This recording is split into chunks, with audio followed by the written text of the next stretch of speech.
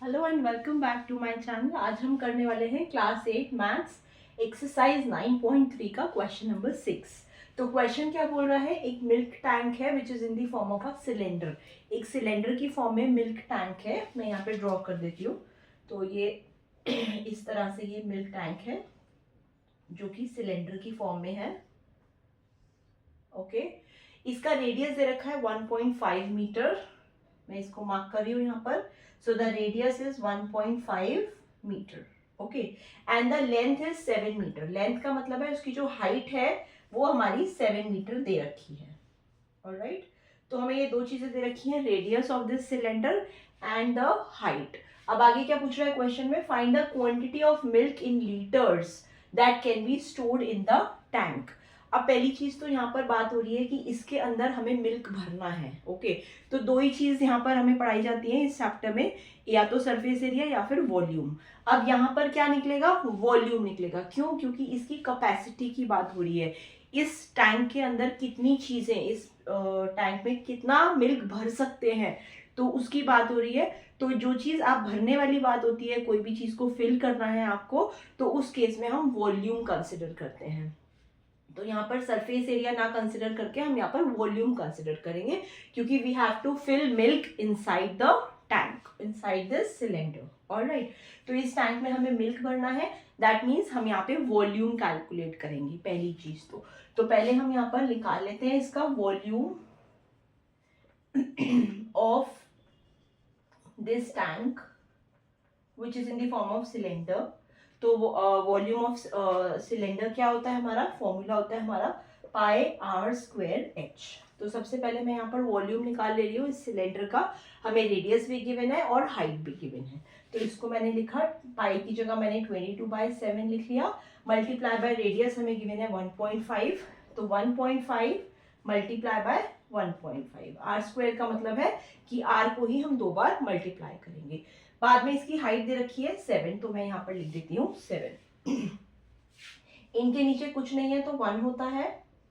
इसको कैलकुलेट करने के लिए हम क्या करेंगे, सबसे पहले 22 को 1.5 और 1.5 को मल्टीप्लाई कर लेते हैं। और सिंपल करने के लिए ये 7 से कट जाएगा। तो हमारे पास बस तीन चीजें बची यहाँ पर, 22 मल्टीप्लाई बाय 1.5 मल्टीप्लाई बाय 1.5। तो ये आ जाता है हमारा 49.5। तीन चीजें हमें मल्टीप्लाई करी है यहाँ पर हमने, 22, 1.5 और 1.5, क्योंकि 7 से हमारा 7 कट गया। और ये क्योंकि वॉल्यूम है और हमें जो यूनिट दे रखी है वो मीटर में दे रखी है, तो वॉल्यूम हमारा आता है मीटर क्यूब में। तो ये हमारा वॉल्यूम आ गया 49.5 मीटर क्यूब। अब वेरी इंपॉर्टेंट, क्वेश्चन में दे क्या रखा है ये देखिए। मैं यहाँ पर मार्क कर रही हूँ कि हमें जो क्वांटिटी ऑफ मिल्क निकालना है वो लीटर्स में निकालना है, कि कितने लीटर इसके अंदर मिल्क आ सकता है। तो ये लीटर्स में हमें निकालना है, वेरी इंपॉर्टेंट। दैट मीन्स जो आंसर आएगा आप वो लीटर्स में आएगा। ये तो मीटर स्क्वायर में है, तो this can not be your answer, क्योंकि ये लीटर में पूछ रहा है आपका आंसर कि कितने लीटर ऑफ मिल्क स्टोर किया जा सकता है, और यहाँ पर ये मीटर क्यूब में दे रखा है। तो ऑब्वियसली ये आपका फाइनल आंसर नहीं हो सकता, क्योंकि फाइनल आंसर जो है वो लीटर में पूछ रहा है, वो तो हमें वही चीज निकालनी पड़ेगी। उसको निकालने के लिए एक सिंपल सी इक्वेशन है हमारी। क्या इक्वेशन होती है हमारी, ये आप लर्न कर लीजिए, या इसको समझा भी दूंगी मैं आपको, कि 1 metre cube is equal to होता है 1000 लीटर के। तो ये इक्वेशन है आपकी जो आप याद कर सकते हो। समझने के लिए इसको ऐसे समझ लीजिए कि अगर एक आपको इस तरह से टैंक दे रखा है, इसको अगर आपको फिल करना है तो 1 मीटर क्यूब में 1000 लीटर आ जाता है। तो ये स्टैंडर्ड है आपका कि 1 मीटर क्यूब में आपका 1000 लीटर आता है। तो अब हमारा कितना मीटर क्यूब निकला, हमारा निकला 49.5 मीटर क्यूब।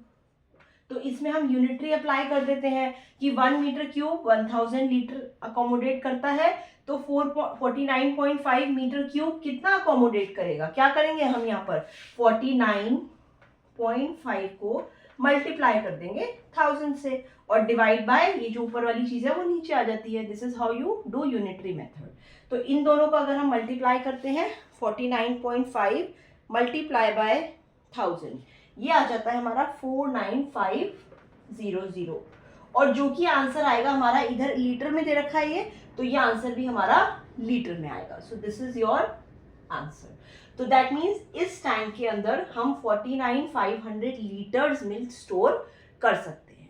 तो वॉल्यूम निकालने के बाद सीधा मैंने ये स्टैंडर्ड इक्वेशन लेकर और इसमें मैंने यूनिटरी मेथड लगा दिया, क्योंकि 1 मीटर क्यूब 1000 लीटर के इक्वल होता है.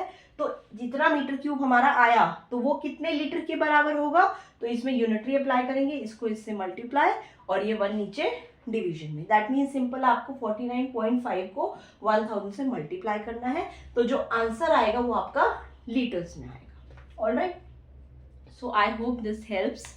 ये आंसर, ये क्वेश्चन आपको समझ में आया हो. सिंपल वैसे यहाँ तक कि आपका सॉल्यूशन आ जाता है, लेकिन क्योंकि आंसर लीटर में मांग रहा है इसीलिए मैंने ये स्टैंडर्ड इक्वेशन को अप्लाई किया है. So please subscribe to my channel, share with all your friends who are in class 8. Thank you so much.